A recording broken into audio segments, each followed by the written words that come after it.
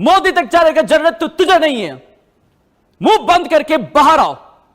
पता सोच रहे तुझे, हम लोग जो भिक्षा दिए थे तेरा प्राण का, तुम भाग के यहां से गए हो, बाकी अब तुम बक रहे हो हमारे ऊपर। थोड़ा सा दिमाग है तो सोच के बात करो। हफीज सईद ఇక్కడి నుంచి బతికి వెళ్ళిపోయావు, బతికి వెళ్ళి అక్కడి నుంచి నీ ఏర్పాట్లు చేస్తున్నావు। నువ్వు పెంచి పోషించిన టిఆర్ఎఫ్ ది రెసిస్టెంట్ ఫ్రంట్ ఈ రోజు ప్రాణాలు బలి తీసుకుంది మా 26 మందిది। గుర్తు పెట్టుకో, ఒక్కొక్కడికి పుచ్చ పగిలిపోద్ది।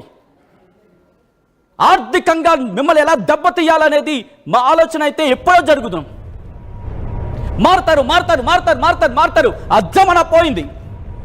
तू बदलेगा नहीं ये पता है हमको। जाके छुप गए तुमने और तू डर रहे हो और तू बक रहे हो हमारे ऊपर। दिमाग है तो बात करो, हिम्मत है तो आगे आके लड़ाई करो। ये बकने का काम नहीं है, हो गया तेरा एक्सपायरी डेट हो चुका है, तेरा बकने का एक्सपायरी डेट हो चुका, अब हमारा है। और सारी दुनिया देश भारत की तरफ देख रही है तुम्हारे खिलाफ, तेरी पाकिस्तान के खिलाफ। अब तो छोड़ने वाले नहीं है। सुन लो, दोनों कान लगा के सुन लो। तुम बोल रहे ना मोदी को सुनने के लिए, तुम सुनो, నువ్వు విను। ఈ రోజు గుర్తు పెట్టుకో, నిన్ను నీ దేశాన్ని వదిలిపెట్టేలేదు। ఒక్కసారి ఈ రోజు నిన్న 2 గంటలకి ఏదో అర్జెంట్ ఏదో ఉన్నట్టు పాకిస్తాన్ ఐఎన్బి మినిస్టర్ మాట్లాడతాడు। ఐఎంబీ మినిస్టర్ మాట్లాడిన తర్వాత ఇంతవరకు భారత్ ఎక్కడా కూడా రియాక్ట్ కాలేదు। దీని మీద హోంమంత్రి అమిత్ షా రియాక్ట్ అయ్యారు। ఒకసారి ఐఎంబీ మినిస్టర్ ఏమంటున్నాడు, అమిత్ షా ఏమంటున్నారు ఒకసారి చూద్దాం। Pakistan has credible intelligence that India intends carrying out military action against Pakistan in the next 24 to 36 hours. In the next 24 to 36 hours. In the next 24 to 36 hours. In the next 24 to 36 hours. Pakistan has credible intelligence that India intends carrying. Right, అది Pakistan INB minister అంటోంది। కొద్దిసేపు కాస్త అలాగే hold అయ్యే ప్రయత్నం చేయండి। పాకిస్తాన్కి గట్టిగా బుద్ధి చెప్పాలంటే ఇటు భారత్ నుంచి రక్షణ శాఖ కాదు, హోంశాఖ రంగంలోకి దిగాల్సింది। ఆల్రెడీ రక్షణ శాఖ తను ఇవ్వాల్సిన కోటింగ్ ఇచ్చేసింది, ప్రధాని తను ఇవ్వాల్సిన కోటింగ్ ఇచ్చేశారు। ఇప్పుడు హోంమంత్రి అమిత్ షా ఆయన కోటింగ్ ఏ లెవెల్లో ఉంటుందో తెలుసు కదా। ఆఫ్ కోర్స్ పొలిటీషియన్స్ వచ్చినప్పుడు మాకు ఎన్ని డిఫరెన్సెస్ ఉన్నా ఆ తర్వాత విషయం, కానీ మా దేశాన్ని టచ్ చేస్తే మాత్రం ఒక్కొక్కడికి గుండు పగిలిపోద్ది। ఇదే అంశానికి సంబంధించి అమిత్ షా రియాక్ట్ అయ్యారు। ఒక్కసారి ఆయన రియాక్షన్ చూద్దాం, ఆ తర్వాత పాకిస్తాన్కి సంబంధించి మరిన్ని విషయాలు మాట్లాడుకుందాం। హోంమంత్రి అమిత్ షా ఏమన్నారు చూద్దాం। नागरिकों का जान लेकर ये लड़ाई जीते हो।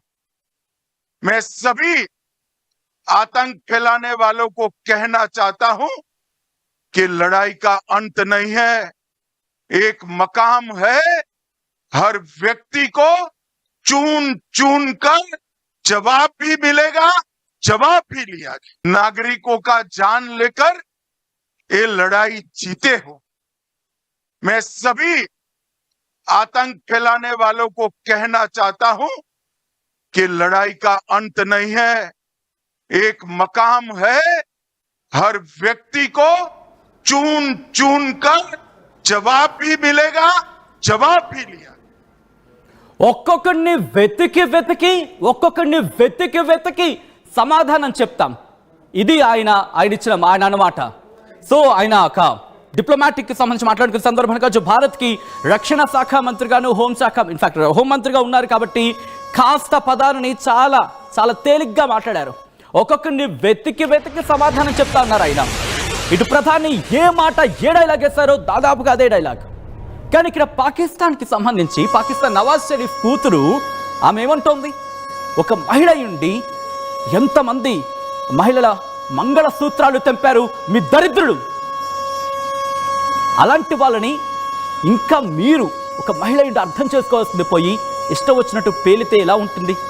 ఒక్కసారి ఆమె ఏమంటుందో చూద్దాం, ఆ తర్వాత చాలా జాగ్రత్తగా ఆవిడకి కూడా మనం ముందు ఆవిడేమంటుందో చూద్దాం।